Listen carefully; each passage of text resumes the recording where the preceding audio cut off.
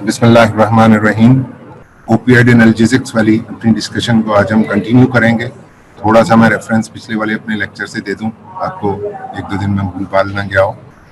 तो ओपियाइड्स वो तमाम ड्रग्स जो कि ओपियम पॉपी से या ओपियम प्लांट से डिराइव की जाती हैं या उनकी तरफ देख के सेमी सिंथेटिक जो कंपाउंड्स बनाए जाते हैं या प्योरली सिंथेटिक कंपाउंड्स जो कि ओपियाइड रिसेप्टर्स के ऊपर एक्ट करते हैं या बॉडी के अंदर से जो पेप्टाइड्स निकलते हैं जो कि बॉडी के अंदर ओपियाइड रिसेप्टर्स के ऊपर एक्ट करते हैं, उन सारों को कलेक्टिवली एक सेकंड में यहाँ पे लेजर पॉइंटर अपना उठा लूँ, उन सारों को हम कलेक्टिवली ओपियाइड ड्रग्स कहते हैं। और चूंकि इनका main action is production of analgesia, इसलिए हमें ओपियाइड एनाल्जेसिक्स कहते हैं। ठीक है, तो ओपिएट्स, OPIATES की टर्म जो है सिर्फ ओपियम पॉपी और उससे निकलने वाली जो नेचुरल चीजें हैं उनको हम ओपिएट्स कहते हैं।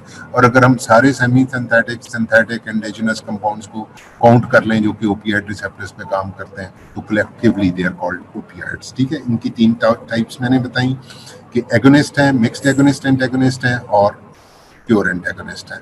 एगोनिस्ट में फिर तीन टाइप्स हैं। स्ट्रॉन्ग एगोनिस्ट जिसमें मॉर्फिन है, मेथाडोन है, पेरिडीन है जो पैथिडीन के नाम से आती है, फेंटेनिल है जो कि जनरल एनेस्थीसिया में एडजुवेंट के तौर पे यूज होती है, और हेरोइन है जो कि ड्रग ऑफ एब्यूज है। ये सारे स्ट्रॉन्ग एगोनिस्ट हैं ओपियाइड रिसेप्टर्स के। ये मॉडरेट एंटागोनिस्ट हैं, ये कोडीन है, इसमें डेक्स्ट्रोमेथोर्फोन है, ये कफ सप्रेसेंट्स के तौर पे यूज होती है कोडीन और एक दो ड्रग्स। और ये वीक एगोनिस्ट है, डाइफेनॉक्सिलेट एंड लोप्रामाइड इनमें से जो है ये एंटी डायरियल्स के तौर पे यूज होते हैं क्योंकि ये जीआईटी की मोटिलिटी को कम करते हैं। तो ये एगोनिस्ट है इनके। और मिक्स्ड एगोनिस्ट एंटागोनिस्ट, इनमें ब्यूप्रीनॉर्फिन, नेल्ब्यूफिन और पेंटाजोसिन ये यूज होते हैं माइल्ड टू मॉडरेट पेन के लिए। ये एगोनिस्ट यूज होते हैं मॉडरेट टू सीवियर पेन के लिए, खासतौर पे ये स्ट्रॉन्ग वाले। ठीक है, तो अगर आप mix agonist and agonist use कर रहे हैं या मॉडरेट एगोनिस्ट यूज कर रहे हैं तो दोनों के साथ हम NSAIDs को या एसिटामिनोफेन को कंबाइन कर सकते हैं ताकि हम पेन को इफेक्टिवली मैनेज कर लें। ठीक है, तो ये एंटागोनिस्ट है जो ड्रग ओवरडोजेज में इनका सिर्फ यूज है थोड़ा सा, इसके अलावा।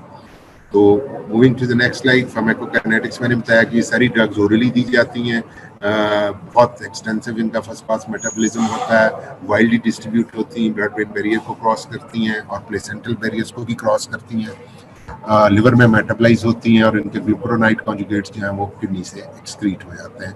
और कोडीन का और मॉर्फिन का और मेपेरिडीन के जो खासतौर पे कोडीन और मॉर्फिन के जो मेटाबॉलिक प्रोडक्ट्स हैं वो खुद भी एनाल्जेसिक इफेक्ट रखते हैं, क्योंकि कोडीन जो है वो मॉर्फिन में कन्वर्ट हो जाती है जो कि खुद भी एनाल्जेसिक है। और जबकि कोडीन खुद मॉडरेट एगोनिस्ट है और मॉर्फिन जो कि उसका मेटाबॉलिक प्रोडक्ट है वो स्ट्रॉन्ग एगोनिस्ट है ओपियाइड रिसेप्टर्स का। मॉर्फिन खुद भी मॉर्फिन 3 ग्लूकुरोनाइड में चेंज होती है जो कि न्यूरो एक्साइटेटरी केमिकल है, और फिर ग्लूकुरोनाइड 6 में चेंज हो जाती है जो कि एनाल्जेसिया इक्वल टू मॉर्फिन रखता है। So these drugs do generate very effective analgesia. Pyridine मैंने आपको बताया था पेथिडीन के नाम से आती है, इंजेक्टेबल फॉर्म में होती है और इसका थोड़ा सा एक एडवर्स इफेक्ट है कि ये सीजियोर्स या फिट्स कॉज कर सकते हैं। ठीक है, ये ड्रग पारेंटली भी दी जाती है। ट्रांसडर्मल पैचेस भी फेंटेनिल के खास तौर पे अवेलेबल हैं जो कि 70-72 घंटे तक एक पैच लगा दो तो पेशेंट को पेन फ्री रखता है या उसके पेन को मैनेज किया रखता है। तो अल्कोहल इनटेक से इन सब ड्रग्स का प्लाज्मा लेवल थोड़ा सा बढ़ जाता है। अब ये मैं डिस्कशन आपसे कर चुका हूँ कि ओपियाइड्स कैसे एक्ट करते हैं। ओपियाइड एनाल्जेसिक्स या तो वो डायरेक्टली ओपियाइड रिसेप्टर्स के साथ बाइंड करते हैं या दूसरी पॉसिबिलिटी ये है कि वो बॉडी के अंदर जो ओपियाइड लाइक सब्सटेंसेस होते हैं, एंडोर्फिन या एनकेफ्लिन। हाँ, मैंने तो कुछ बोल बोल के थक गया। नहीं, वो बात तो जा रही है, आवाज जा रही, शेयर क्यों नहीं हो रही?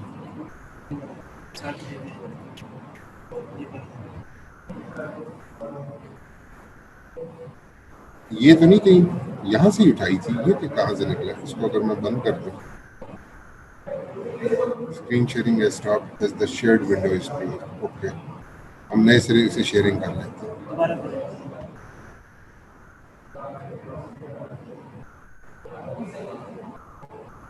अब हो रही? जी।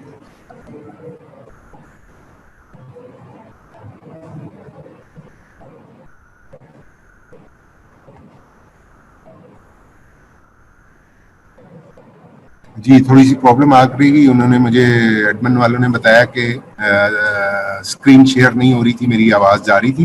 तो आपके पास चैट बॉक्स है, आप मुझे मतलब मैसेज कर सकते हैं और बता सकते हैं कि सर हमें आवाज़ आ रही, तस्वीर नहीं आ रही। तस्वीर मेरी नहीं आनी, बल्कि वो पावर पॉइंट स्लाइड की आनी है। लेकिन if you can't see it तो यू शुड इन्फॉर्म मी, ठीक है?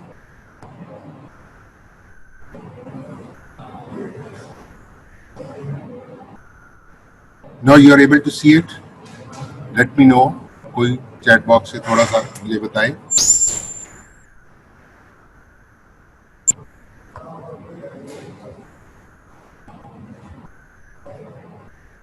ओके ओके, ठीक है। मैं अभी चैट बॉक्स को बंद कर रहा हूँ ताकि वो स्क्रीन को कवर ना करे। तो ठीक है, मैंने बताया कि ओपियाइड एनाल्जेसिक्स का मैकेनिज्म ऑफ एक्शन ये है बेटे कि एक तो ये डायरेक्टली ओपियाइड रिसेप्टर्स को एक्टिवेट कर देता है, उनके ऊपर बाइंड कर देता है। और वो क्या करते हैं, वो प्री सिनेप्टिकली और पोस्ट सिनेप्टिकली वो पेन की ट्रांसमिशन को अफेक्ट करते हैं और उसको ब्लॉक कर देते हैं या उसको मिनिमाइज कर देते हैं। प्री सिनेप्टिकली वो कैसे करते हैं कि वो कैल्शियम चैनल्स को बंद कर देते हैं, और जब तक कैल्शियम वेजिकल्स में नहीं जाती और वेजिकल आके मेम्ब्रेन से अटैच नहीं होता, उस वक्त तक न्यूरोट्रांसमीटर रिलीज नहीं होता। तो जब कैल्शियम चैनल्स ब्लॉक होते हैं, ये मैं आगे इसकी ग्राफिक प्रेजेंटेशन के ऊपर चला जाऊंगा तो then it would be easier, वहाँ पे हम इनके मैकेनिज्म ऑफ एक्शन को। लेकिन ग्रॉसली आप दो बातें याद रखें कि opioid analgesics, number one, they block the opioid receptors, and number two, they cause the release of opioid peptides which go and affect the opioid receptors। ठीक है, डायरेक्टली opioid receptors पे एक्ट करें या opioid peptides के through उन्हीं receptors के ऊपर ये जाके एक्ट करते हैं। उसमें म्यो, डेल्टा और kappa तीन तरह के रिसेप्टर्स हैं ओपियाइड्स के लिए। उसमें जो म्यो रिसेप्टर्स हैं वो एनाल्जेसिया भी कॉज करते हैं, रेस्पिरेटरी डिप्रेशन भी करते हैं और जीएटी की मोटिलिटी को भी कम करते हैं।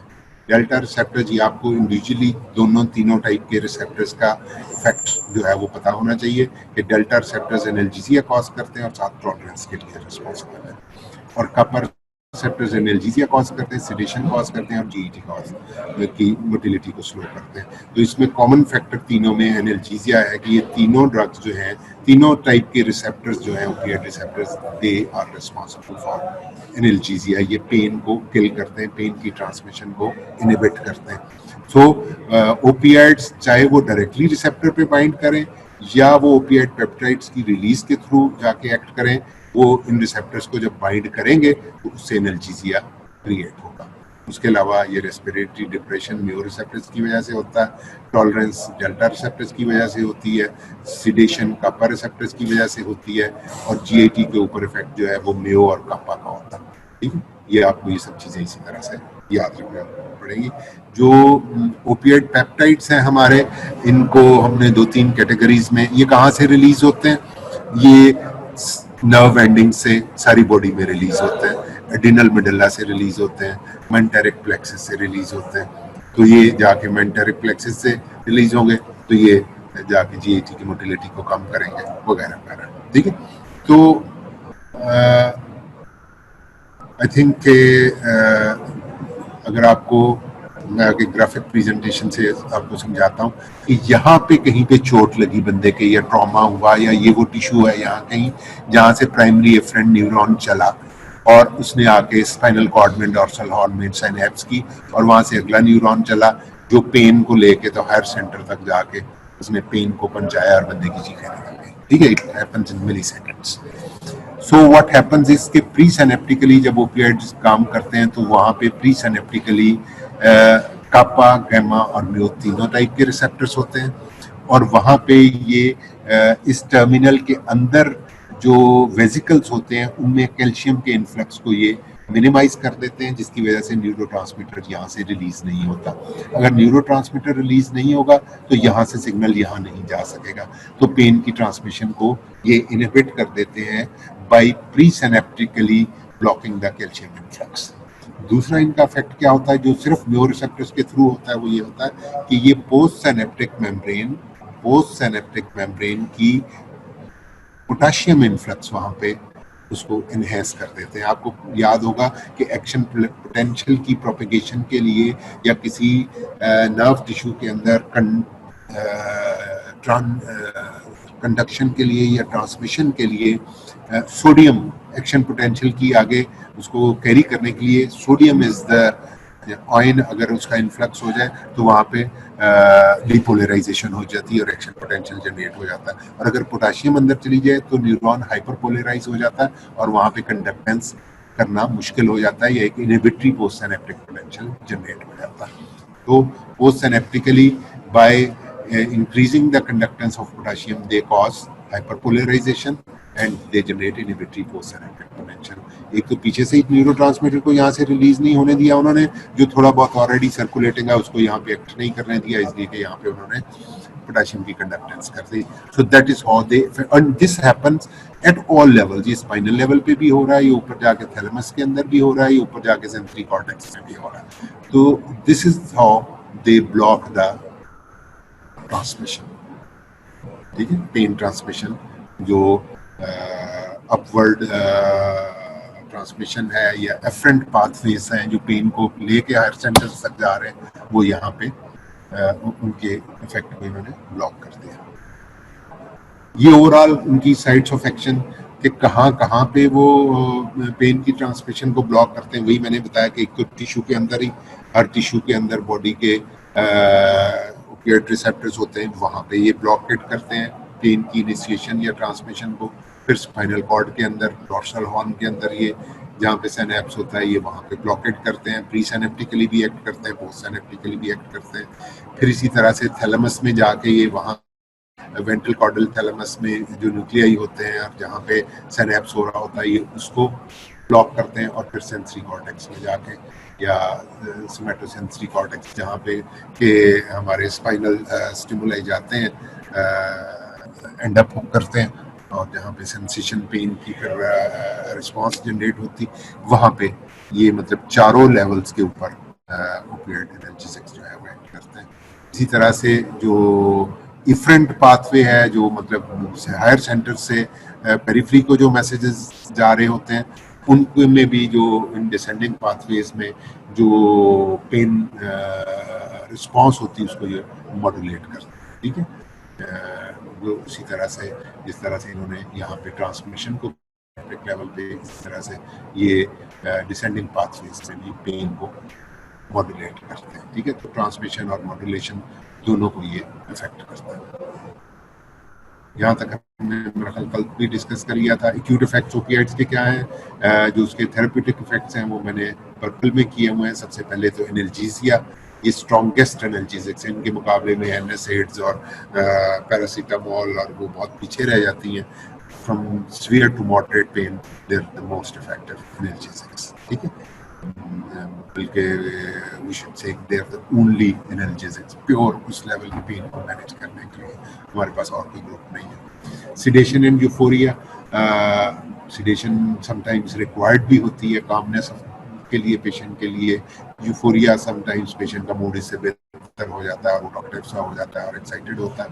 बट ये इस यूफोरिक इफेक्ट की वजह से ये ड्रग ऑफ एब्यूज भी है कि लोग इस सिडेशन को और यूफोरिया को एंजॉय करने के लिए ये ड्रग्स यूज करते हैं। तो एक नमनेस सी या एक स्टूप्रस सी कंडीशन जिसमें बंदा सराउंडिंग से उसको सारी इनपुट होता है लेकिन वो सुनता हुआ होता है, उसको रिस्पॉन्ड नहीं करता, ठीक है, जो कि which can end up in coma. Respiratory depression सारे ओपियोइड्स करते हैं, इसलिए सीओपीडी के पेशेंट्स को या अस्थमा के पेशेंट्स को ये हरगिज़ नहीं दिए जाने चाहिए। इवन ट्यूबरकुलोसिस के पेशेंट्स को, उन तमाम पेशेंट्स को जिनमें उनकी लंग्स या ब्रीदिंग कंप्रोमाइज्ड है फॉर वन रीजन और अदर, उनको ये नहीं दिए जाने चाहिए। ये जो रेस्पिरेटरी सेंटर की रिस्पॉन्स होती है towards the increased carbon dioxides level in the blood, वो उसको ब्लॉक कर देते हैं और पार्शियल प्रेशर ऑक्सीजन का बढ़ता चला जाता है। इंट्राक्रेनियल प्रेशर को भी ये बढ़ा देते हैं, इसलिए ये हेड इंजरीज में बिल्कुल नहीं देते। हेड इंजरीज में चूंकि पेशेंट को वैसे भी आमतौर पे वो पेन से डिसेंसिटाइज हुआ होता है या इनसेंसिटिव हो चुका होता है, इसलिए उसमें एनाल्जेसिक की ज़रूरत ही नहीं होती, लेकिन अगर देना भी हो तो some other analgesic should be used, not opioids, so they are not advisable in head injuries. ये बात आपको याद रखना चाहिए। Neither they are advisable in any respiratory trouble nor they are advisable in any head injuries. Antitussive action, dextromethorphan और codeine का एक खास एक्शन है कि कफ रिफ्लेक्स को हमारे को सप्रेस करते हैं, सो दे आर यूज एज एंटीटसिव्स। ठीक है, तो ये कोडीन कफ सिरप्स जो है या डेक्स्ट्रोमेथॉर्फोन कफ सिरप्स जो है they are available in the market. Nausea और वॉमिटिंग कॉज करते हैं क्योंकि ये कीमोरिसेप्टर ट्रिगर जोन को एक्टिवेट कर देते हैं, ठीक है, उसको ट्रिगर कर देते हैं। और जीएटी की मोटिलिटी को ये कम करते हैं। स्लो जीएटी मोटिलिटी, ये वहाँ पे पेरिफेरली एक्ट करके प्री सिनेप्टिकली जब ये कैल्शियम के इन्फ्लक्स को रोक देते हैं तो वहाँ पे जो न्यूरोट्रांसमीटर की रिलीज थी वो मिनिमाइज हो जाती है। और जब ये जो माइंटेरिक प्लेक्सस में यही वाली एक्टिविटी करते हैं तो वहाँ पे एसिटिलकोलिन की चूंकि सिक्रीशन होती है जो कि जीआईटी की मोटिलिटी के लिए रिस्पॉन्सिबल होता है, तो जब वहाँ पे सफिशिएंट एसिटिलकोलिन सिक्रीट नहीं होगी तो ये जीआईटी की मोटिलिटी कम हो जाएगी। तो उनके इस इफेक्ट को हम एंटी डायरियल के तौर पे यूज करते हैं। अभी हम सिर्फ फार्माकोलॉजिकल एक्शंस डिस्कस कर रहे हैं, ठीक है। स्मूथ मसल्स के ऊपर इनका वेरिएबल इफेक्ट है। जो बिलरी ट्रैक्ट का स्मूथ मसल है और यूरेटर का स्मूथ मसल है उसका ये स्पाज्म जनरेट करते हैं। सो अगर पेशेंट खुदा खास्ता पहले ही किसी बिलरी कोलिक का पेशेंट हो या यूरिटेरिक कोलिक उसको हो रहा हो तो उसको ओपियाइड हरगिज नहीं देते, वो उसके पेन को इनहेंस कर देंगे एक्सेप्ट विद मेपेरिडीन। ये शुक्र है कि अल्लाह ने एक हमें ऐसा हमारे इल्म में दिया मेपेरिडीन जो कि पैथिडीन के नाम से आती है। इसका ये बिलरी कोलिक जनरेट करने वाला पोटेंशियल और यूरिटेरिक स्पैज्म का potential is not there, so this can be safely used in ureteric colic और बिलरी कोलिक, ठीक है। वरना बाकी ओपियाइड्स ना सिर्फ के इसमें कॉन्ट्राइंडिकेटेड हैं बल्कि वो खुद भी बिलरी कोलिक और यूरिटेरिक कोलिक प्रोड्यूस कर सकते हैं, ठीक है। और यूट्रस के मसल्स के ऊपर इनका उल्टा इफेक्ट है। यूट्रस के मसल की टोन को ये कम कर देते हैं और उसको रिलैक्स कर देता है। तो इसका एक एडवर्स इफेक्ट ये हो सकता है कि किसी पेशेंट को अगर आप ये दें एंड उसके लेबर डेज हैं या लेबर पेन पेशेंट एक्सपेक्ट कर रहा है तो उसकी लेबर में भी डिलेड बिकॉज ऑफ दिस, ठीक है। लेबर पेन्स उसकी डिले हो जाएगी बिकॉज ऑफ दिस ओपियाइड, जो यूट्रस रिलैक्स हो जाएगी और वो जो यूट्रस की मूवमेंट से या मसल्स की मूवमेंट से लेबर पेन्स जनरेट होनी होती तो ओपियाइड्स वहाँ पे उस सारे प्रोसेस को इनहिबिट करते हैं। लियोसिस एक इनका इफेक्ट फार्माकोलॉजिकल एक्शन आपको पता होना चाहिए कि ये पिन पॉइंट पीपल कर देते हैं स्वाय मेपेरिडीन का एंटीकोलिनर्जिक थोड़ा इफेक्ट होता है तो इट कॉजेस मेट्रियासिस, ठीक है। तो अदरवाइज बाकी जो ओपियाइड्स हैं वो सारे के सारे मेयोसिस कॉज करते हैं जिसका क्लिनिकल यूज इसके सिवा कुछ नहीं है कि जब कोई पेशेंट पॉइजनिंग का आपके इमरजेंसी में लैंड करता है और आपको समझ नहीं लग रही होती कि पेशेंट ने कौन सी ड्रग्स ली है या किस ड्रग की पॉइजनिंग हुई है, तो पिन पॉइंट पीपल उसके को देख के आपको अंदाजा हो जाता है कि इसने ये बहुत सारी हीरोइन की डोज ले ली है या बहुत सारी ओपीएम या कोई ओपियाइड्स में से कोई ड्रग इसने ली है, ठीक है। तो इसकी ये क्लिनिकल सिग्निफिकेंस है। उसके अलावा फेस की फ्रेशिंग और प्लूराइटिस से हिस्टामिन रिलीज थोड़ी सी करते हैं। और ये कल किसी बच्चे ने पूछा भी था कि हाइपोथायराइड के पेशेंट्स में एक्सैचुरेटेड रिस्पांस क्यों आती है, क्योंकि हाइपोथायराइड के पेशेंट्स में ऑलरेडी रिफ्लेक्सेस स्लो हुए होते हैं और बंदा थोड़ा डाउन सा हुआ होता है तो उसको ऊपर से जब हम एक सेंट्रल नर्वस सिस्टम का डिप्रेसेंट और इतना स्ट्रॉन्ग इनहिबिटर कम्युनिकेशन का देंगे जो कि बहुत सारे न्यूरोट्रांसमीटर की रिलीज को ब्लॉक कर देता है तो पेशेंट में बहुत ज़्यादा पेशेंट डाउन हो जाएगा। तो एक्सैचुरेटेड रिस्पांस का ये मतलब नहीं कि वो एक्साइटमेंट में चला जाएगा, वो और डिप्रेशन में चला जाएगा और स्लो हो जाएगा और स्टुपरस कंडीशन में जा सकता है, ठीक है। अब है effect of chronic opioid use. ये एक मतलब एक इंटरेस्ट का टॉपिक है, आप सबको पता होना चाहिए। नंबर 1 के क्रॉनिक यूज से टॉलरेंस हो जाती है। पहली बात तो ये कि क्रॉनिक यूज करना क्यों है। बहुत सारी कंडीशन जैसे कैंसरस पेशेंट है या किसी के बुलेट लग गई है या किसी के फ्रैक्चर हो गया तो उसमें sometimes pain stays there for weeks and months, और कैंसर में तो वो सालों तक रह सकता है। तो ऐसे पेशेंट्स में हमें ओपिएट्स जो है वो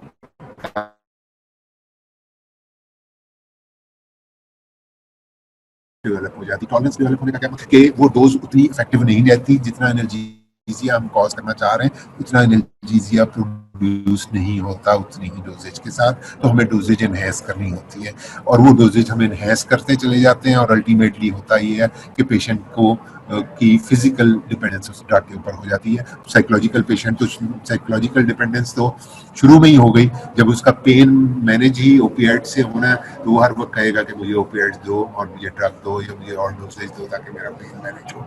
लेकिन ultimately turns into physical dependence, ठीक है, एडिक्शन जिसे हम कहते हैं। तो ये strong agonist, morphine, pethidine, heroin, इनकी ये स्ट्रॉन्ग एगोनिस्ट हैं ओपिएट रिसेप्टर्स के, और इंसानों की डिपेंडेंस हो सकती है।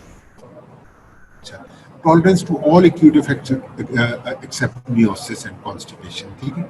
ये बात अहम है कि बाकी इसका यूफोरिया भी उन्हें होगा, उन्हें रेस्पिरेटरी डिप्रेशन भी हो कम हो जाएगा पहले से, एनाल्जेसिया इतना प्रोड्यूस नहीं होगा, लेकिन मियोसिस और कॉन्स्टिपेशन उनकी किसी भी डोजेज पे चलती रहेगी लॉन्ग टर्म यूज के बावजूद, बल्कि विद एवरी पासिंग डे उनकी कॉन्स्टिपेशन जो है वो और एग्रेवेट होती चली जाएगी, ठीक है। तो इन दो चीज़ों का टॉलरेंस नहीं डेवलप होती, हालांकि इनकी हो जाती तो ज़्यादा अच्छा था, लेकिन इनकी नहीं होती। और जो एनाल्जेसिया या यूफोरिया या रेस्पिरेटरी डिप्रेशन है उसकी टॉलरेंस डेवलप हो जाती है। इनकम्प्लीट क्रॉस टॉलरेंस का क्या मतलब है कि इनकम्प्लीट क्रॉस टॉलरेंस मींस के अगर कोई बंदा ओपिएट्स में से वो मॉर्फिन यूज कर रहा है तो किसी हद तक पैथिडीन की भी टॉलरेंस उसे हो जाएगी, किसी हद तक पेंटाजोसिन की भी टॉलरेंस उसे हो जाएगी, लेकिन मुकम्मल टॉलरेंस नहीं होगी। लकीली उसका फायदा हम ये उठाते हैं कि अगर तो किसी एक चीज की टॉलरेंस होने से बाकियों की भी टॉलरेंस हो जानी, तो इसका मतलब अब कोई भी ओपिएट उसके ऊपर काम नहीं करेगा, क्योंकि वो सारी क्रॉस टॉलरेंस होगी और एक ड्रग की टॉलरेंस से बाकी सब ड्रग्स की भी इफेक्टिवनेस लूज हो गई।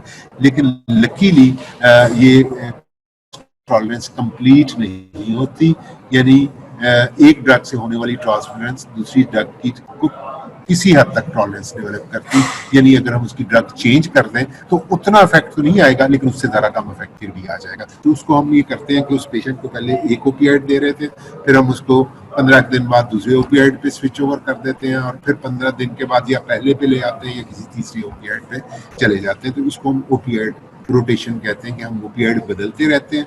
तो हम मतलब सारी ड्रग्स की थोड़ी थोड़ी सी क्रॉस टॉलरेंस को हम बियर कर लेते हैं और पेशेंट को हम एनाल्जेसिया प्रोवाइड करते रहते हैं, ठीक है। ओपिएट रोटेशन से हम टोटल टॉलरेंस से बच जाते हैं। अब ये डिपेंडेंस आमतौर पे जो लोग थेरेप्यूटिकली ड्रग को लॉन्ग टर्म यूज कर रहे होते हैं उनमें भी होती है, और जो लोग सिर्फ यूफोरिया और प्लेयर और कामनेस और किक के लिए एज प्लेयर दीज ड्रग्स ले रहे होते हैं तो उनमें फिर वो डिपेंडेंस हो जाती है। और अगर उनको किसी दिन वो हीरोइन का शॉट या सिगरेट ना पीने को मिले, या उनको अगर वो किसी ओरल किसी मेथाडोन पे है या किसी ड्रग पे है या आमतौर पे एक्यूट ड्रग्स मॉर्फिन ले रहे हैं, तो या तो वो रोना पीटना शुरू हो जाएंगे। उसको हम कहते हैं कि एब्स्टिनेंस सिंड्रोम हो गया, और उसमें उनको वाकई वो तकलीफ में होते हैं, रेनोरिया हो जाता है, नाक बहना शुरू हो जाती, रालें टपक रही होती हैं, झुर्रियाँ आ रही होती हैं, हाथों पैरों के ये जो बाजुओं के बाल हैं ये खड़े हो जाते हैं, जिसको रोंगटे खड़े होना कहते हैं। बिल्कुल ये घुस फ्लैश जैसी स्किन हो जाती है इनकी, और मसल्स में पेन्स होती हैं, बॉडी एक्स होते हैं, डायरिया हो जाता है, जमाइयाँ लेते रहते हैं, एंजाइटी और नर्वसनेस का शिकार हो जाते हैं, और हॉस्टाइल हो जाते हैं। वो मतलब उनको जरा सी भी बात कह दो तो आगे से गुस्से से खाने को पड़ते हैं, ठीक है जी। बेटे कोई बात, कोई प्रॉब्लम? आपकी आवाज थोड़ी सी बीच में आई, ओके ठीक है। तो ये सारी सिम्टम्स जो हैं ये एक्यूट विड्रॉल की या एब्स्टिनेंस सिंड्रोम इसको कहते हैं, या विड्रॉल सिंड्रोम कहते हैं। और ये एक बड़ा सीरियस इशू स्पेशली हमारे जैसे मुल्क में, जहाँ पे के लोग हीरोइन के एडिक्ट हों और उनकी फिजिकल डिपेंडेंस हीरोइन के ऊपर हो, तो हम जब उनको वार्ड में एडमिट करके रिहेबिलिटेशन सेंटर में उनके वार्ड में उनको हम हीरोइन देना बंद करते हैं, तो उनमें ये वाली सिम्टम्स आना चाहते हैं। लैक ऑफ स्लीप का भी शिकार हो जाते हैं और बुरा हाल हो जाता है, और वो बहुत खप डालते हैं और तड़प रहे होते हैं कि उन्हें नेक्स्ट डोज दी जाए। ठीक है, तो इस एब्सटिनेंस या विथड्रॉल सिंड्रोम को हैंडल करने के लिए हमारे पास ये मैनेजमेंट है, उस पर मैं बात भी आता हूँ। एक यहाँ पे टर्म आपकी बुक में भी यूज हुई, प्रेसिपिटेटेड विथड्रॉल। प्रेसिपिटेटेड विथड्रॉल हम कहते हैं कि किसी वजह से अगर हम एक्यूटली बंदे को एकदम से ओपियाइड छुड़ाना चाहें, या अगर उसमें बहुत ज़्यादा ओवरडोजेज हो गई गलती से या इंटेंशनल, तो उसको हम एंटेगनिस्ट उसको दे देते हैं जो जाके रिसेप्टर्स को ऑक्यूपाई कर देता है और ओपियाइड को काम रिसेप्टर पे नहीं करने देता, तो एकदम से विथड्रॉल जनरेट हो जाता है। तो उसको हम प्रेसिपिटेटेड विथड्रॉल कहते हैं, जो हम एकदम से खुद एंटेगनिस्ट दे के जनरेट करते हैं, तो उसमें भी यही वाली सारी सिम्टम्स आ जाती हैं। ठीक है, तो जब पेशेंट में ओपियाइड का विथड्रॉल हो तो उसको हम कैसे मैनेज करते हैं? जैसे ओपियाइड से एब्स्टिनेंस को मैनेज करते हैं लॉन्ग टर्म ओपियाइड देके। मेथाडोन और ब्यूप्रीनॉर्फिन ये दो ड्रग्स हैं जिनका के ड्यूरेशन ऑफ एक्शन काफ़ी लंबा है, 48 आवर्स 72 आवर्स तक। तो आमतौर पे जो ड्रग डिपेंडेंस होती है वो एक्यूट जो शॉर्ट एक्टिंग ड्रग्स हैं, हीरोइन और मॉर्फिन और स्ट्रॉन्ग एगोनिस्ट हैं, उनकी वजह से हो रही। Methadone is also strong agonist but it has a prolonged effect. ठीक है, तो ये जब हम उसको हीरोइन और मॉर्फिन छुड़वाते हैं तो हम पेशेंट को मेथाडोन या ब्यूप्रीनॉर्फिन देना शुरू कर देते हैं। तो ब्यूप्रीनॉर्फिन या मेथाडोन का ये फायदा होता है कि काफी देर तक एक टैबलेट जो है उसके ऊपर इफेक्ट रखती है और उसके अंदर वो विथड्रॉल वाली कैफियत नहीं आती। लेकिन उसका फायदा ये होता है कि वो जो शॉर्ट एक्टिंग ओपियाइड्स देने से जो उसके अंदर यूफोरिक इफेक्ट या वो जो किक लेने की कोशिश करता था, वो किक भी इनको नहीं मिलती, क्योंकि इसमें ब्लड लेवल उतना राइज करता ही नहीं जिससे उनको यूफोरिया है। ठीक है, और ड्रग का इफेक्ट बड़ी देर तक रहता है और उसके बाद वो इतना स्लोली टेपर ऑफ होता है कि पेशेंट को विथड्रॉल की फीलिंग ही नहीं आती। ठीक है, so that is the standard procedure. This I have been doing myself and other doctors. ये एक जमाने में हमारे पास हीरोइन के एडिक्ट्स आते थे और हर मेडिसिन के वार्ड में, जैसे कैटी के वार्ड में एक दो पेशेंट्स आपको ऐसे मिल जाते थे जिसको उसके घर वाले छोड़ जाते थे कि जी इसकी हीरोइन की एडिक्शन छुड़वा लें। तो उसका सिंपल सा तरीका ये था कि उनकी हीरोइन की इम्पोर्ट या सप्लाई बंद कर दो, वहाँ अंडर गार्ड उन्हें रखो, एक चौकीदार खड़ा कर लो कि ये कोई सिगरेट ना पिए, कोई ड्रग ना लें, कोई इंजेक्टेबल ना लें। और उनको जब वो ये वाली सिम्टम्स उनमें आना शुरू हो, रेनोरिया, लैक्रीमेशन, चिल्स वगैरह, तो उनको आप मेथाडोन की एक टेबलेट दे दें और फिर अगले दिन सुबह 24 घंटे के बाद एक और टेबलेट दे दें। फिर आहिस्ता आहिस्ता उन टेबलेट्स के बीच में भी गैप को बढ़ाते जाएं, फिर एक दिन छोड़ के टेबलेट दें। 3-4 दिन में वो हीरोइन को भूल भाल जाएगा। और अगर आमतौर पे ये पेशेंट्स वापस जब आप उनको हॉस्पिटल से 4-5 दिन में ठीक करके डिस्चार्ज कर देते हैं तो वापस वो जाके हीरोइन के एडिक्ट बन जाते हैं। उसकी वजह ये होती कि इनकी जो साइकोलॉजिकल डिपेंडेंस होती है, एक तो पिछला इतना अरसा से जब वो हीरोइन या कोई भी ड्रग यूज कर रहे थे तो उन्होंने अपनी रिलेशनशिप्स भी खराब कर ली, अपना सोशियो इकोनॉमिक एनवायरनमेंट इतना वो खराब कर लेते हैं कि फिर वो लाइफ में एडजस्ट नहीं हो सकते। तो फिर दोबारा से केप यही रह जाता है कि दोबारा वो एक सिगरेट हीरोइन का पिए, एक इंजेक्शन मॉर्फिन का लें और वो फिर मस्त हो जाए। तो ऐसे लोगों के लिए जिनको आप वाकई उनकी एडिक्शन छुड़वाना चाहते हैं, उसमें द की इज कि उनके उस एनवायरनमेंट को भी आपको बदलना होगा। उनकी वर्क प्लेस एनवायरनमेंट, अगर वो अनएम्प्लॉयड हैं तो उनको कोई जॉब दी जाए या उन्हें किसी काम पे लगाया जाए या उन्हें किसी ऐसे रिहेबिलिटेशन सेंटर में रखा जाए जहाँ पे और इस तरह के लोग ना हो, बल्कि एक हेल्दी एनवायरनमेंट हो जहाँ पे वो Aahista Aahista day to day activity में इंडल्ज हो जाए या उसका मोटिवेशन लेवल ना हो जाए कि वो पॉजिटिव थिंकिंग करने लगे कि मुझे लाइफ में वापस जाना है, और उसका अपना डिसीजन ये बन जाए कि यार मैंने एक डार्क पीरियड अपनी लाइफ का इन ड्रग्स के साथ गुजार लिया, no I do not have to go back to that. ठीक है, तो वो काफ़ी पेशेंट्स इस तरह से जब हम एनवायरनमेंट को चेंज करते हैं इस मेडिकेशन के साथ, तो ये मेडिकेशन भी हम हफ्ते 2 हफ्ते में बंद कर देते हैं और उसके बाद वो नॉर्मल और हेल्दी लाइफ गुजारना शुरू हो जाते हैं। और जो जो डैमेजेस उनके न्यूरोनल डैमेजेस या और उनके बिहेवियरल डैमेजेस उनको हो चुके होते हैं वो भी ग्रेजुअली उससे कोप अप कर लेते हैं, become healthy citizens again. Clinical uses of opioids, इसके ऊपर हम आते हैं कि ये सारे फार्माकोलॉजिकल एक्शंस डिस्कस करते हुए हमने ये सब बातें कर ली हैं।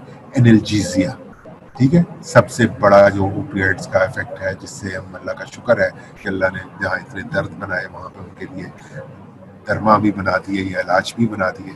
तो orally they can be combined with NSAIDs, non steroidal anti inflammatory drugs, क्योंकि most of the times pain inflammation की वजह से हो रहा होता है। तो इनके साथ हम NSAIDs को इकट्ठा कर लेते हैं इंजरी या ट्रामा या उस किस्म की पेन में, तो वो एंटी इन्फ्लेमेटरी इफेक्ट हम उधर से ले लेते हैं और एनाल्जेसिया इधर से भी चला जाता है। सारे एंटी इन्फ्लेमेटरी ड्रग्स आमतौर पे एनाल्जेसिक्स ही होते हैं, ठीक है। तो उनके साथ कंबाइन करके we achieve stronger analgesia. Parenteral use भी है इंजेक्टेबल फॉर्म में, जैसे फेंटेनिल और मॉर्फिन और इन सारों को पैथेरिन को पेरेंट्रली भी यूज किया जाता है। और लॉन्ग टर्म अगर आपको ब्लॉकेट चाहिए तो आप एपिड्यूरल इंजेक्शन भी मॉर्फिन का दे सकते हैं, और उससे तकरीबन 100% analgesia for quite some time, तो 40, 50, 70 घंटों के लिए आपको एनाल्जेसिया। कफ सप्रेशन इनका दूसरा क्लिनिकल यूज, जो कि कफ सप्रेसेंट्स बहुत सारे हैं, लेकिन ये एक रेंज है कफ सप्रेसेंट्स की जिनके अंदर कोडीन होती है और डेक्स्ट्रोमेथॉर्फोन होता है। तो ये ड्रग्स जो हैं ये कफ सप्रेसेंट्स, अच्छे कफ सप्रेसेंट्स में शामिल होते हैं ये, लेकिन इनका भी जो एडिक्टिव पोटेंशियल है उसको जहन में रखना चाहिए। अगर कोई पेशेंट बार बार आपसे आके कहे कि सर वो मुझे वो कोडीन वाला कफ सिरप लिख दें, वो बड़ा अच्छा था, या फलां जो आपने पिछली दफ़ा मुझे लाल शरबत लिख के दिया था तो मेरी खांसी से ठीक रहती, तो आपको समझ जाना चाहिए कि ये ड्रग एडिक्शन की तरफ जा रहा है और ये यूफोरिया के लिए कोडीन को कंज्यूम कर रहा है, ठीक है। तो यू शुड बी वॉचफुल, ठीक है। और थोड़ी सी सिडेशन भी इनमें होती है। बंदा अगर ड्राइव श्रेव करता हो तो उसको भी थोड़ा सा वार्न कर दें, केयरफुल ड्राइविंग करे या एब्सटेन करें। एंटी डायरियल डाइफेनॉक्सिलेट और लोप्रामाइड, मैंने बताया कि ये लोमोटेल वगैरह जो हमारे पास एंटी डायरियल ड्रग्स हैं, उसमें मेन जो प्योरली एंटी डायरियल, एक तो होता है कि हम एंटी बैक्टीरियल देते हैं तो वो खुद ब खुद इन्फेक्शन कंट्रोल होती है तो डायरिया कंट्रोल हो जाता है वगैरह वगैरह। लेकिन ये दो ड्रग्स हैं जिनका और कोई इफेक्ट नहीं होता सिवाय इसके कि ये आपकी GIT की मोटिलिटी को कम कर देती है। सो प्योर एंटी डायरियल, जब आप GIT वाला चैप्टर पढ़ेंगे तो उसमें आपको यही दो ड्रग्स नजर आएंगी जो कि एंटी डायरियल तौर पे यूज होती हैं, और ये दोनों ओपियाइड्स में शामिल हैं, ठीक है। Management of acute pulmonary oedema, इसका एग्जैक्ट मैकेनिज्म नहीं मुझे समझ आ सका, वो मैंने सिर्फ इतना लिखा हुआ कि ये हीमोडायनामिक स्टेटस बॉडी का चेंज करते हैं। तो वो वाला फ्लूइड जो लेफ्ट वेंट्रिकुलर फेलियर में लंग्स में इकट्ठा हो गया होता है, ये उसमें पेशेंट को रिलीफ देते हैं। लेकिन वहाँ पे आपको ये भी देखना चाहिए कि ये रेस्पिरेटरी डिप्रेसेंट्स भी हैं, तो ये बहुत केयरफुल यूज है इनका। जो बंदा उस वक्त शॉर्टनेस ऑफ ब्रेथ का शिकार हुआ होता है, वो थोड़ा सा कामनेस उसे मिलती है और थोड़ा सा हीमोडायनामिक चेंजेस के साथ उसका एडिमा रिलीफ भी हो जाता है। लेकिन आपकी डोज ऐसी नहीं होनी चाहिए जो कि उसको रेस्पिरेटरी डिप्रेशन में ले जाए और परपेचुएट कर दे या मजीद कॉम्प्लिकेट कर दे उसकी ब्रीदिंग की प्रॉब्लम, ठीक है। तो ये बहुत केयरफुल यूज है इनका पल्मोनरी एडिमा। उसके अलावा एनेस्थीसिया में मॉर्फिन और फेंटेनिल इंट्रावीनसली दिए जाते हैं as an adjuvant to anaesthesia, मतलब एनेस्थीसिया को प्रोलॉन्ग करने के लिए या एनेस्थीसिया को डीप करने के लिए हम साथ मॉर्फिन को या फेंटेनिल को ऐड कर देते हैं बाकी ड्रग्स के साथ, ठीक है, जो बाकी जनरल एनेस्थेटिक्स हैं। टॉक्सिसिटी इनकी ओवरडोजेज की वजह से आमतौर पे होती है। पिन पॉइंट प्यूपल, ये इंटेंशनल भी हो सकता है, एक्सीडेंटल भी हो सकता है कि कोई बंदा गलती से खा ले या जानबूझ के उसका ज़िंदगी ख़त्म करने का प्रोग्राम बने और वो 2-3 मॉर्फिन की टेबलेट्स या मेथाडोन की 5-6 टेबलेट्स इकट्ठी खा ले, तो वो would be brought to the hospital in emergency के जी ये बेहोश है, हमें नहीं पता इसने क्या खाया। तो from the pinpoint pupil you will be able to identify कि इसने कोई ओपियाइड्स में से ड्रग ली है, ठीक है। और इसका कमोटोज स्टेटस होगा, वो आपकी कमांड्स को रिस्पॉन्ड नहीं कर रहा होगा, नमनेस का वो शिकार होगा और वो आइसोलेटेड होगा एनवायरनमेंट से। लेकिन अगर आप उस पर शाउट करेंगे तो वो थोड़ा बहुत रिस्पॉन्ड करेगा और रेस्पिरेटरी डिप्रेशन होगा, उसको ब्रीदिंग उसकी काफ़ी स्लो होगी। तो ये उसके एडवर्स इफेक्ट्स हैं। And it is treated with naltrexone, ये ओपिएट रिसेप्टर का एंटागोनिस्ट है नैल्ट्रेक्सोन। ये बड़ी सिंपल सी ट्रीटमेंट है कि आप उसको इंजेक्टेबल नैल्ट्रेक्सोन देंगे और वो जाके ओपिएट रिसेप्टर्स को ऑक्यूपाई कर लेगी और ओपिएट्स को वहाँ काम नहीं करने देगी, तो उस ओवरडोजेज के इफेक्ट से बंदा निकल आए। ड्रग इंटरेक्शन इनके बहुत अहम है कि सीएनएस पे काम करने वाली सारी drugs including alcohol, sedatives, anaesthetics, antipsychotics, tricyclic anti depressants, इन सारी ड्रग्स के साथ ये सम हाउ इंटरेक्ट करते हैं और उनके इफेक्ट को पोटेंशिएट कर देते हैं, या वो ड्रग्स ओपियोइड के इफेक्ट को पोटेंशिएट कर सकती है। ठीक है, सिनर्जिस्टिक एक्शन आमतौर पर होता है, so you should be very watchful. Meperidine जो मैंने बताया था पेथिलीन के नाम से आती है, इंजेक्टेबल ओपिएट, बहुत काम की दवाई है, लेकिन इसकी स्पेसिफिक ड्रग इंटरेक्शंस है कि ये एमयू इनहिबिटर्स जो एंटी डिप्रेसेंट्स होते हैं उनके साथ अगर कंबाइन करे जाए तो ये हाइपरपैरेक्सिक कॉमा, ये एक कॉमा खतरनाक किस्म का जिसमें कि ब्लड बॉडी टेम्परेचर बहुत शूट अप कर जाता है, ये हो सकता है। और इसी तरह से मेप्रिडीन को अगर एसएसआरआईज के साथ स्पेसिफिक सेरोटोनिन रीअपटेक इनहिबिटर्स के साथ कंबाइन किया जाए तो भी सिनेप्टिक लेफ्ट में सेरोटोनिन की मिकदार इतनी बढ़ जाती है क्योंकि मेप्रिडीन खुद भी सेरोटोनिन की रीअपटेक को इनहिबिट करता है। तो जब इसे किसी एसएसआरआई के साथ कंबाइन किया जाए तो इनका सिनर्जिस्टिक एक्शन होता है जिससे सेरोटोनिन सिंड्रोम एक कंडीशन हो जाती है जिसमें कि हाई ग्रेड फीवर, ऊपर भी हाइपरपेरेक्सिया हुआ था, यहाँ पे भी हाई ग्रेड फीवर और रिजिडिटी और कंफ्यूजनल स्टेट और इवन कॉमा तक और डेथ तक पेशेंट जा सकता है। तो these are two very dangerous conditions. तो as a matter of principle pethidine या piperidine should not be combined with any of anti depressants, क्योंकि ट्राइसाइक्लिक्स भी और एमयू इनहिबिटर्स भी और एसएसआरआई अब इन तीनों के साथ नहीं तो रह कौन सा गया। So you should be watchful while combining meperidine with any of the anti depressants. और अल्कोहल के साथ भी इनका ब्लड लेवल ओपिएट्स का बढ़ जाता है अल्कोहल पीने वालों में, और बाकी सारे सीएनएस की ड्रग्स के साथ भी, एनेस्थेटिक्स के साथ इनके ड्रग इंटरेक्शन को क्लिनिकली यूज करते हैं to generate depth in anaesthesia और टू प्रोलॉन्ग एनेस्थीसिया। तो ये सारे इफेक्ट्स आपकी पेश नजर होने चाहिए। अब ये मिक्स्ड एगोनिस्ट एंटेगोनिस्ट, एक जो स्ट्रॉन्ग एगोनिस्ट थे ओपियाइड्स के, दूसरा ग्रुप था मिक्स्ड एगोनिस्ट एंटेगोनिस्ट। ठीक है, इसमें बहुत सारी ड्रग्स हैं, ब्यूप्रीनॉर्फिन है, नेलब्यूफिन है, बुटॉरफिनॉल है, पेंटाजोसिन बड़ी पॉपुलर ड्रग है। इसके अलावा ये दो नई ड्रग्स ट्रेमाडोल, पेंटाडोल, ये अब क्लिनिकली काफ़ी ज़्यादा यूज़ होती है, खासतौर पर सर्जरी के वार्ड्स में पोस्ट ऑपरेटिव पेन को मैनेज करने के लिए ड्रग्स यूज़ होती हैं, डेंटिस्ट्री में भी इनका काफ़ी यूज़ है।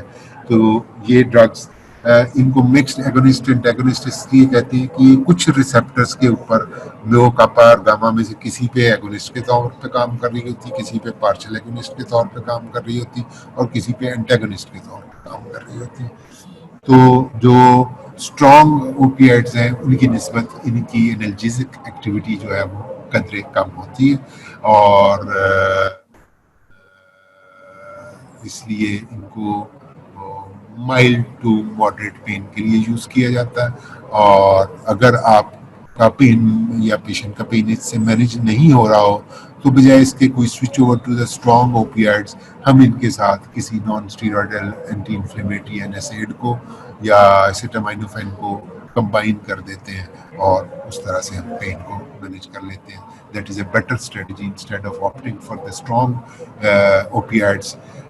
हम इनके साथ किसी और एनर्जीज को या एंटी इन्फ्लेमेटरी को कंबाइन करके वही इफेक्ट अचीव करते हैं। ठीक है, तो इसमें इन ड्रग्स के इंडिविजुअली अगर आप ट्रेमाडोल और पेंटाडोल का खास तौर पे कि ये ट्रेमाडोल वीक एगोनिस्ट है न्यू रिसेप्टर्स और सेरोटोनिन रीअपटेक को ये भी ब्लॉक करती है। तो सेरोटोनिन सिंड्रोम जिस तरह से मेपेरिडीन का था, इसी तरह से ट्रेमाडोल का भी सेरोटोनिन अपटेक के ऊपर एक इफेक्ट है inhibitory.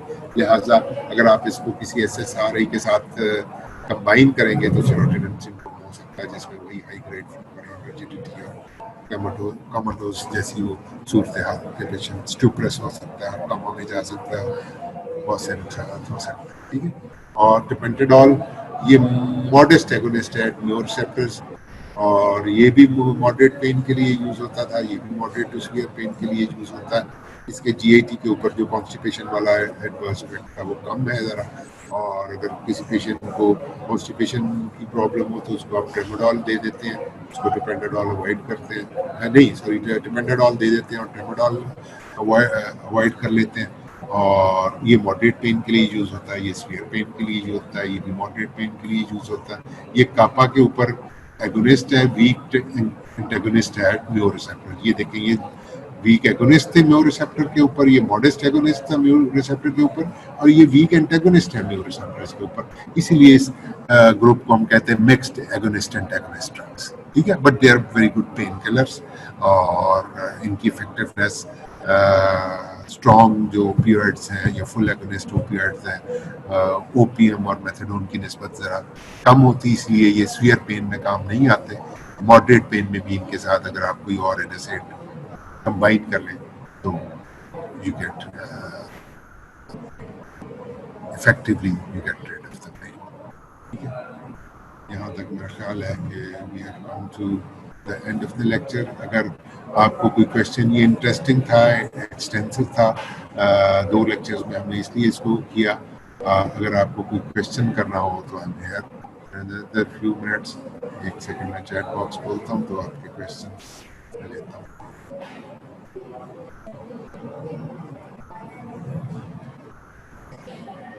Why tramadol is highly prescribed to a cancer patient, although it has a lot of.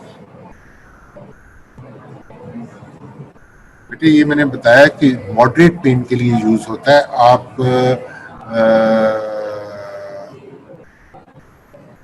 Cancer patients में इसे क्यों यूज कर रहे हैं? कैंसर पेशेंट्स के लिए हमारे पास और बहुत सारी बेहतर ऑप्शंस हैं, और ये बात आपको जहन नशीन रखनी चाहिए कि इन सब ड्रग्स के साइड इफेक्ट्स हैं कुछ ना कुछ, और वो वही हैं कि जीआईटी के ऊपर इनके इफेक्ट्स हैं, आंखों के ऊपर मियोसिस है वगैरह वगैरह।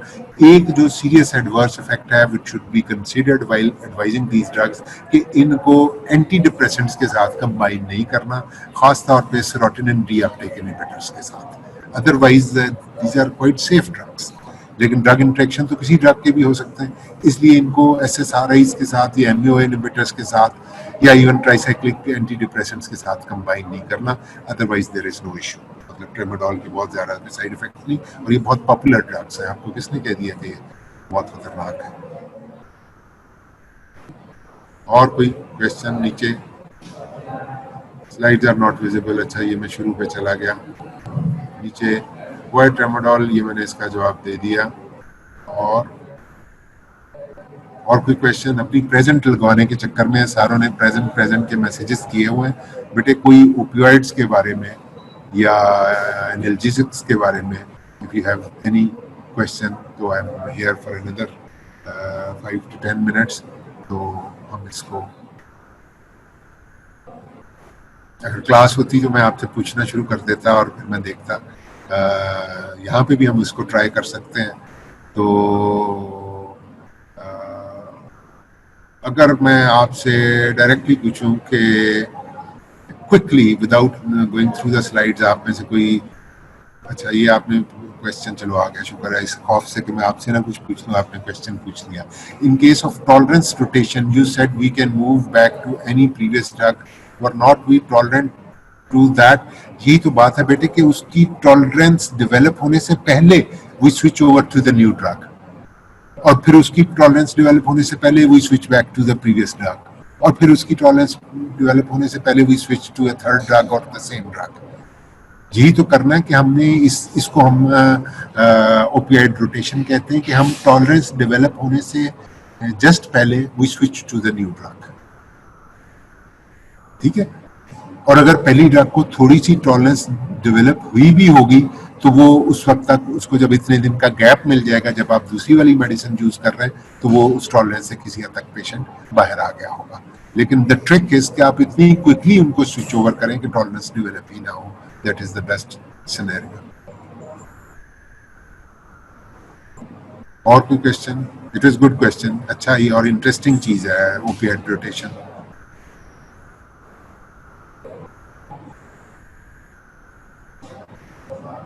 क्लिनिकल प्रैक्टिस से मुझे याद है कि एक दफ़ा हाउस जॉब में एक ट्यूबरकुलस पेशेंट थी ओल्ड एज, जिसको हमारे डॉक्टरान में से किसी ने गलती से, चूंकि वो रात को वो शी वाज इन पेन और उसको एम्फाइसीमा और बहुत बुरा उसका हाल हुआ था, and she was crying with pain और शाउट कर रही थी और उसके कराहने की आवाज से सारा वार्ड डिस्टर्ब हो रहा था। तो समबडी गेव हर, मुझे नहीं याद कि किसी स्टाफ ने या किसी ने उसको एक मेथाडोन की टेबलेट दे दी थी, and the next morning she was found dead. दो शी वाज क्वाइट एजेड, 75-80 के करीब थी और उसका बहुत बुरा हाल था, लेकिन in no case to a patient whose respiration is already labored and compromised and breathing system is not healthy, उसको ओपिएट्स नहीं देने होते। आई स्टिल रिमेम्बर इस तरह की एक आध मिस्टेक या एक आध मिसहैप जो आपके अर्ली डेज में हुआ होता है, वो लाइफ लॉन्ग आपको याद रहता है। तो इसलिए you must be watchful about all these things. इसी तरह जैसे मैंने SSRIs या MAO इनहिबिटर्स या ट्राइसाइक्लिक एंटी डिप्रेशंस के साथ कंबाइन करने की बात की, that every cost it should be avoided, बजाय इसके कि सेरोटोनिन सिंड्रोम किसी को हो या उतनी खौफनाक सी सूरत हाल में चाहे, ठीक है। और इसी तरह से अगर आपको आफ्टर लर्निंग दिस सब्जेक्ट, अगर आपको हीरोइन एडिक्ट किसी की या कोई फैमिली परेशान नजर आए, उनका बच्चा जो है वो हीरोइन या इस किस्म की किसी ड्रग के ऊपर है, तो आप उनको रीअश्योर कर सकते हैं कि it is treatable, it is manageable and it is not very difficult. आप उसकी सप्लाई बंद कर दें ड्रग की, तो उसको सिर्फ एक मेथाडोन की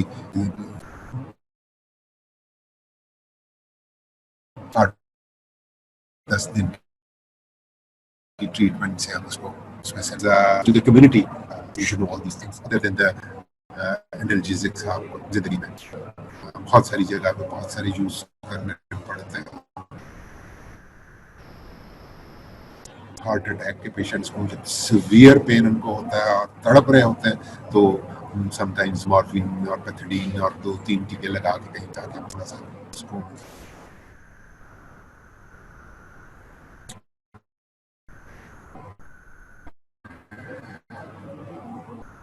Sir, mixed agonists are fewer source, they have fewer adverse effects than what they indicate. हाँ, स्वीयर जो मिक्स एगोनिस्ट एंटेगोनिस्ट हैं, ये चूंकि मॉडरेट से एगोनिस्ट होते हैं और कहीं पे ये पार्शियल एगोनिस्ट के का तौर पे काम कर रहे होते हैं और कहीं पे, तो इनके एडवर्स इफेक्ट्स की intensity is lesser than the strong agonist, so they are very good drug. और आमतौर पे बहुत सारी जिंदगी में जो पेन्स होते हैं वो माइल्ड टू मॉडरेट कैटेगरी में हो रहे होते हैं, तो उनमें हम यही वाली ड्रग्स देते हैं। It's a very useful group of drugs. You're right that they have got fewer adverse effects as compared to the full, strong opioids.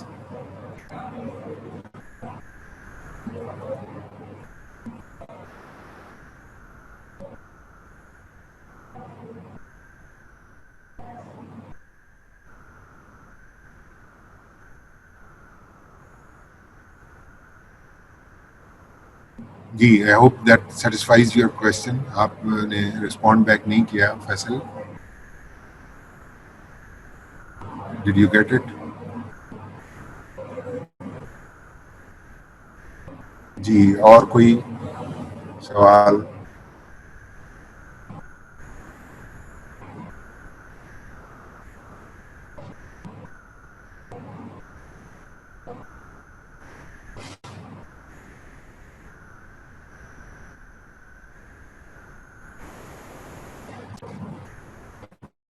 मैं पिछली स्लाइड्स पे जाता हूँ, अगर शायद उसको देख के मुझे कोई बात रिपीट करने वाली हो तो वो आपको फिर दिखा देते हैं।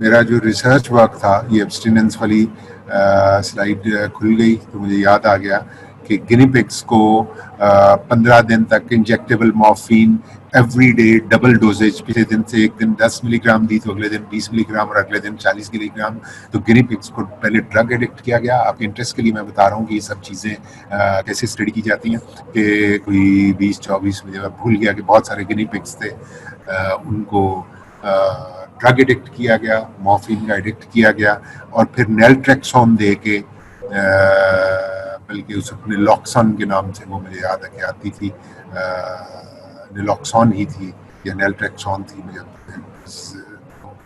30 ईयर्स बैक। तो उसमें हमने विथड्रॉल जनरेट किया। तो विथड्रॉल टिश्यू में जनरेट करना था, तो हमने एनिमल्स को नहीं दिया, बल्कि उन एनिमल्स की इंटेस्टाइन को निकाल के उनको पेट्री डिशेस में रख के, तो एक टिश्यू जो कंट्रोल था उसको हमने कुछ नहीं डाला, और जो दो एक्सपेरिमेंटल टिश्यूज थे उनके अंदर हमने नेल्ट्रेक्सोन या नेलॉक्सन, मुझे भूल गया, उनमें से एक ड्रग को हमने ऐड किया। तो उसके नतीजे में उस टिश्यू के अंदर इन विट्रो विथड्रॉल जनरेट हो गया। ठीक है, तो इन टिश्यूज को जिनके अंदर हमने विथड्रॉल जनरेट किया, दोनों टिश्यूज के अंदर विथड्रॉल जनरेट किया, लेकिन इन टिश्यूज में विथड्रॉल जनरेट करने से पहले they were put in with clonidine and with atropine and with verapamil, मुख्तलिफ 2-3 एक्सपेरिमेंट्स में उन्हें मुख्तलिफ ड्रग्स में डिप करके रखा गया। तो देखना ये था कि इन ड्रग्स में डिप करके रखने से ओपियाइड विथड्रॉल जनरेट हुआ उनमें, या उसकी इंटेंसिटी में कोई कमी आई। तो उसमें एट्रोपिन से भी कमी आई, चूंकि वो इंटेस्टाइनल टिश्यू था, तो एट्रोपिन एंटीकोलिनर्जिक है। तो जिन टिश्यूज को एट्रोपिन में पहले डिप किया गया था, वो उनके अंदर भी विथड्रॉल जनरेट नहीं हुआ। जिनको विरापामिल में डिप किया गया था, उनके अंदर भी कम विथड्रॉल जनरेट हुआ, चूंकि विरापामिल भी कैल्शियम चैनल ब्लॉकर है और वो एसिटाइलकोलिन की रिलीज को मिनिमाइज करता। तो यहाँ पे चूंकि एसिटाइलकोलिन की एक्सेसिव रिलीज उस विथड्रॉल में रोल प्ले करती है, तो वगैरह वगैरह, मतलब वो मैं ज्यादा डिटेल में जाऊंगा तो आप लोग कंफ्यूज हो जाएंगे। लेकिन ये कि दिस इज हाउ, जो मेरी स्टडी थी कि विरापामिल और क्लोनिडीन और एट्रोपिन के इफेक्ट को स्टडी करना in the opioid withdrawal in guinea pig ileum isolated tissue के ऊपर। ये तो it was a complicated research, लेकिन अल्लाह का शुक्र है कि I did that। और उसमें, और उसके बाद फिर और भी दुनिया में जब हम अपनी रिसर्च करते हैं और दुनिया के और किसी कोने में कोई और रिसर्च कर रहा होता है, तो फिर all that researches they are shared through the international medical journals, और उससे फिर इनपुट मिलती है फार्मास्यूटिकल इंडस्ट्री को, and sometimes they come up with the product. तो अब क्लोनिडीन जैसा ही जहाँ पे आपको पढ़ाई जाती है, वहाँ पे ओपियोइड विथड्रॉल में उसका यूज अब बुक्स में मेंशन है। विरापामिल का भी मेरा ख्याल है कि बुक्स के अंदर